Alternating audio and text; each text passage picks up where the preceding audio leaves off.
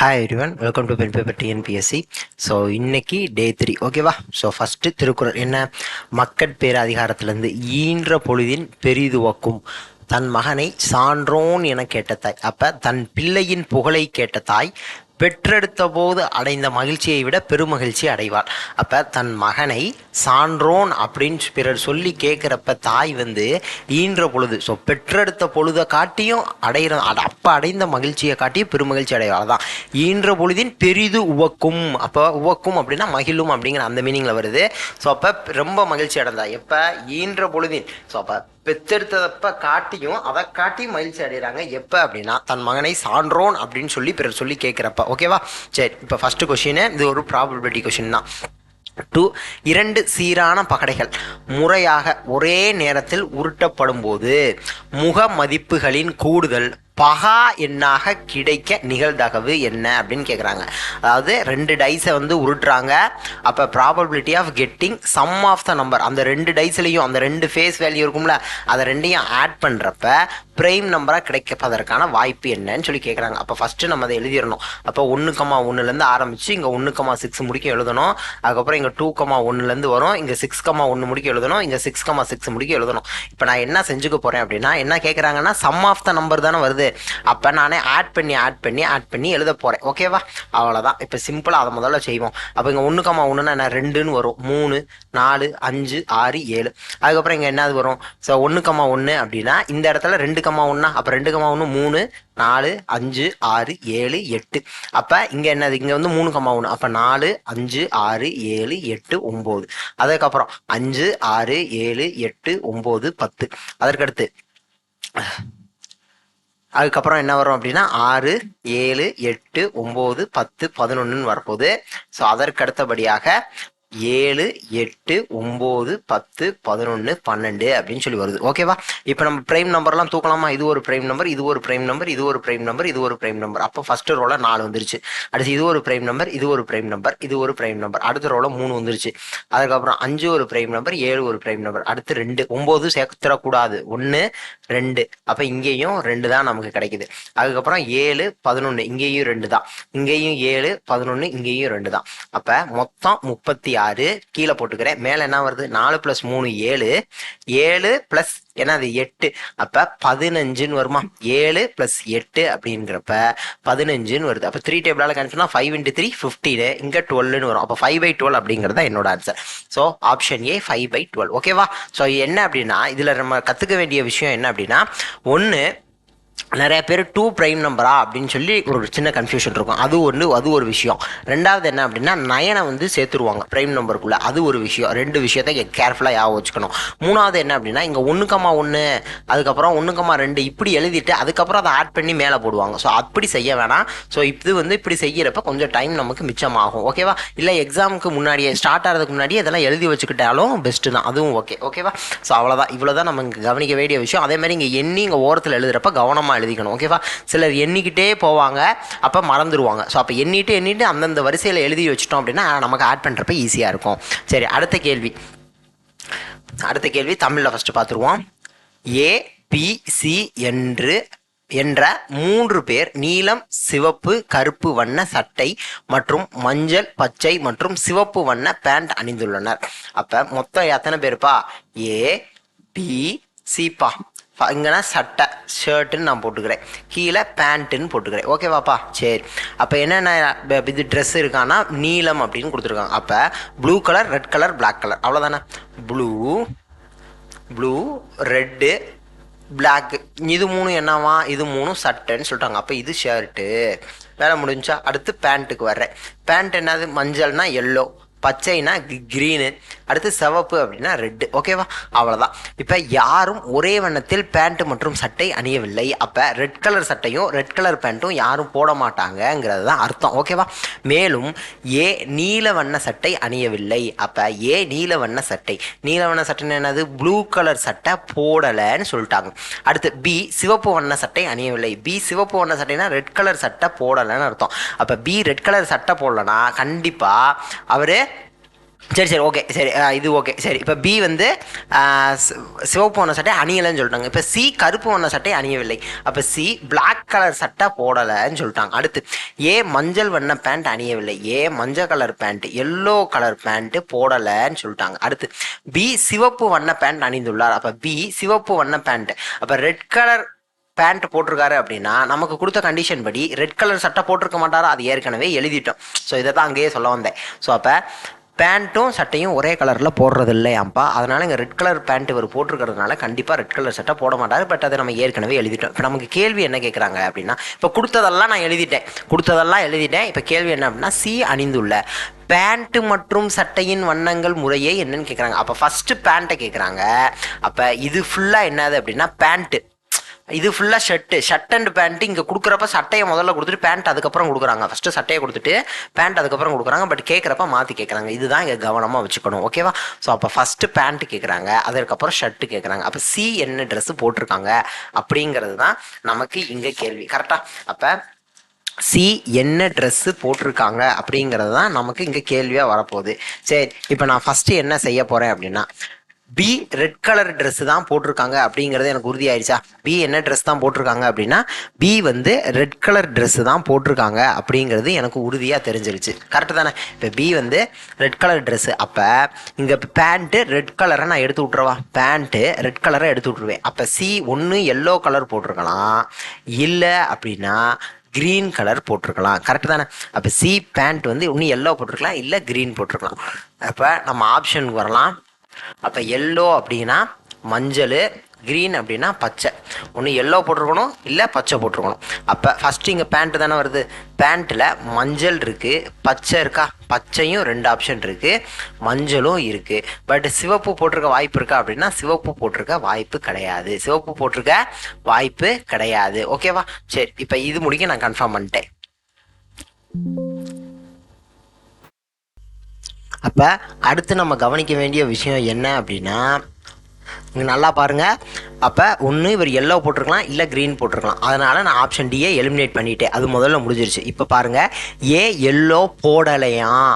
அப்போ கண்டிப்பாக என்ன தான் போட்டிருக்கணும்? க்ரீனு தான் போட்டிருக்கணும். அப்போ சி கண்டிப்பாக என்ன போட்டிருக்கணும்? ஏ க்ரீன் போட்டதுனால சி எல்லோ தான் போட்டிருக்கணும். அப்போ சி பேண்ட் என்ன போட்டிருக்காருன்னா மஞ்சள் தான் போட்டிருக்காரு. அப்போ ஆப்ஷன் சி தான் வரும். நான் சட்டையை பற்றி நான் யோசிக்க வேண்டியதே இல்லை, ஏன்னா ஆப்ஷன் எலிமினேட் பண்ணி நான் கொண்டு வந்துட்டேன். ஸோ இவ்வளோ தான், இதுதான் நுணுக்கம். ஸோ அப்போ ஆப்ஷன் எலிமினேஷன் மெத்தட் மூலிமா போனதுனால தான் நமக்கு ஈஸி ஆன்சர் வந்துருச்சு. என்ன இருக்குன்னா, கொடுத்ததை அப்படியே வரிசையாக எழுதினேன். அப்போ பி ரெட் கலர் பேண்ட் போட்டிருக்காரு அப்படிங்கிறத வச்சுட்டு சி அப்போ எல்லோ போட்டிருக்கலாம், க்ரீன் போட்டிருக்கலாங்கிறத டிசைட் பண்ணேன். பட் ஏ வந்து எல்லோ போடலைன்னு சொல்லிட்டாங்க. அப்போ இருக்கிற 3 கலரில் ரெட் இவர் போட்டார், எல்லோ இவர் போடலை அப்படின்னா கண்டிப்பாக க்ரீன் தான் போட்டிருக்கணும். அப்போ எல்லோ யார் தான் போட்டிருக்கா? சி தான் போட்டிருக்காங்கிறத வச்சு நான் எல்லோன்னு ஃபிக்ஸ் பண்ணேன். அப்போ பேண்ட்டு ஃபஸ்ட்டு பேண்ட்டு, அதுக்கப்புறம் சட்டை. அதை வச்சு நான் யோசிக்கிறப்ப இங்கே பேண்ட்டுக்கு மஞ்சள் அப்படிங்கிற ஒரு ஆப்ஷன் தான் வருது, இங்கே சி ஆப்ஷன் மட்டும்தான் வருது. ஸோ அதனால் அதுதான் நமக்கு ஆன்சர். ஓகேவா? ஸோ அப்போ மஞ்சள் மற்றும் சிவப்பு அப்படிங்கிறது தான் பேண்ட்டு சட்டையினுடைய கலர். எல்லோ அண்டு சிவப்பு அப்படின்னா ரெட்டு. ஓகேவா? அவ்வளோதான். சரி, இப்போ அடுத்த கேள்வி. A man and his wife appear in an interview for 2 vacancies in the same post. ஒருவரும் அவரது மனைவியும் ஒரே வேலைக்கான 2 காலி பணியிடங்களுக்கு நேர்முக தேர்விற்கு செல்கின்றனர். ஓகேவா? அப்போ யார் யார் போகிறா? ஹஸ்பண்டும் அவங்க ஒய்ஃபும் போகிறாங்க. எத்தனை காலி பணியிடம்? 2 காலி பணியிடம் அப்படின்னு சொல்லி போகிறாங்க. ஓகேவா? சரி, இப்போ கணவர் தேர்ந்தெடுக்கப்பட நிகழ்தகவு 0. அப்போ இவர் செலக்ட் ஆகிறதற்கான அப்போ ஹச் செலெக்ஷனுங்கிறதுனால எஸ். அப்போ பி ஆஃப் ஹச்எஸ் அப்படின்னு நான் போட்டுக்கவா, இல்லை பி ஆஃப் ஹச்னே போட்டுக்கிறேன். அப்போ பி ஆஃப் ஹச்ன்னு போட்டுக்கிறேன். அதற்கான ப்ராபபிலிட்டி என்னவா? 0வா.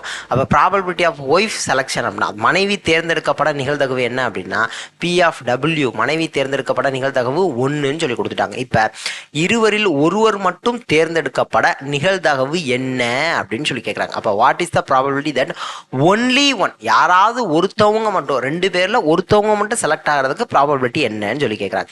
அப்போ 2 பேரில் ஒருத்தவங்க மட்டும் செலக்ட் ஆகிறதுக்கான ப்ராபபிலிட்டி என்ன அப்படின்னு சொல்லி கேட்குறேன். இப்போ ஹஸ்பண்ட் செலக்ட் ஆகிறதற்கான ப்ராபபிலிட்டி 0. அப்போ அவர் செலக்ட் ஆகாததற்கான ப்ராபபிலிட்டி ஹச் டேஷ்னு எடுத்துக்கிறேன். அப்போ 1 மைனஸ் பி ஆஃப் ஹச் அப்படின்னு போடணும். அப்போ 1 மைனஸ் 0 இஸ் ஈக்குவல் டு 1ன்னு எனக்கு கிடச்சிருச்சு.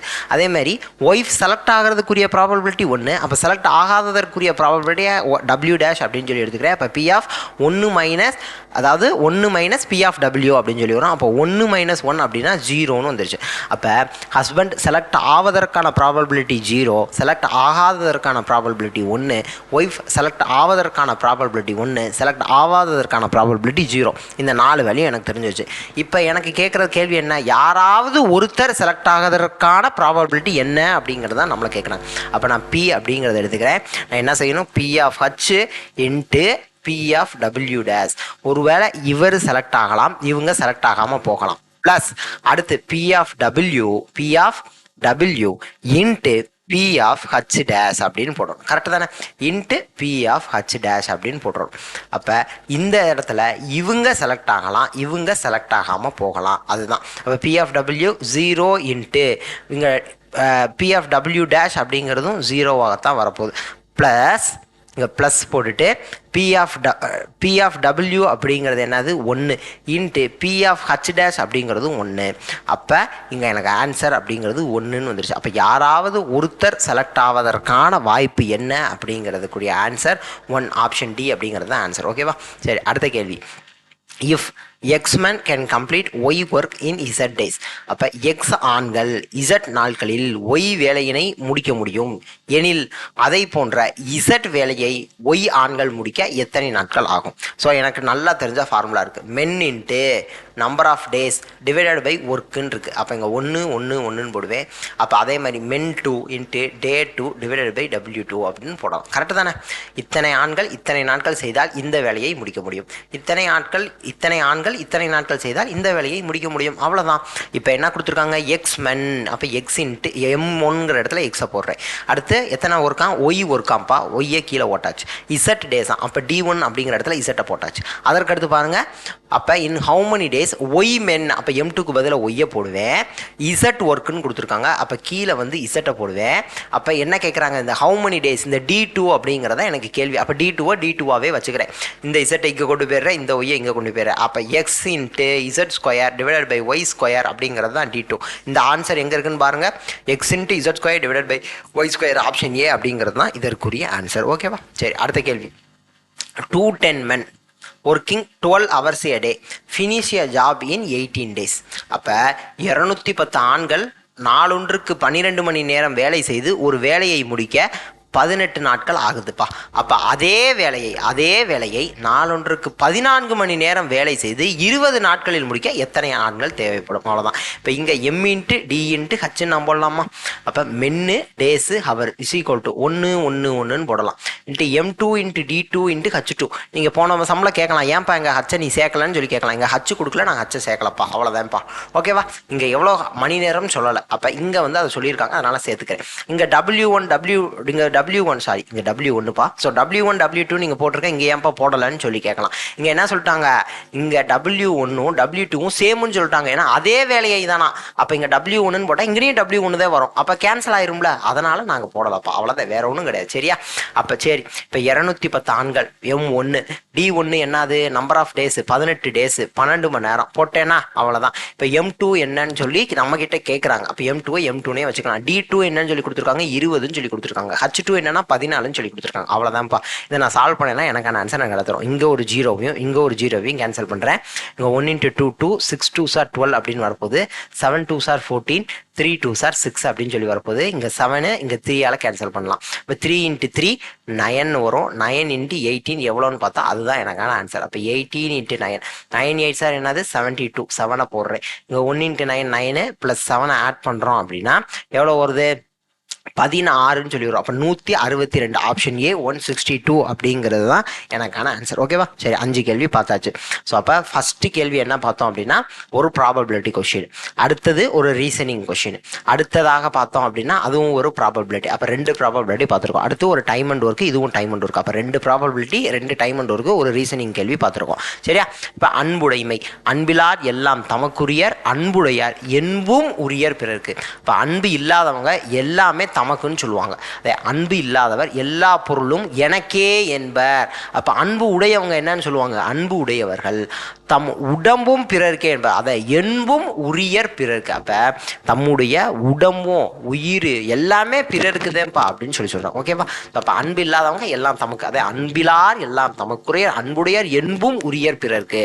அப்போ தம்முடைய உடம்பும் பிறருக்கே அப்படின்னு சொல்லிடுறாங்க. அடுத்து அன்பின் வலியது உயிர்நிலை அஃதில்லாருக்கு என்புதோல் போர்த்த உடம்பு. ஓகேவா, பாருங்க, அன்பின் வலியது உயிர்நிலை அஃது இல்லாதருக்கு என்புதோல் போர்த்த உடம்பு.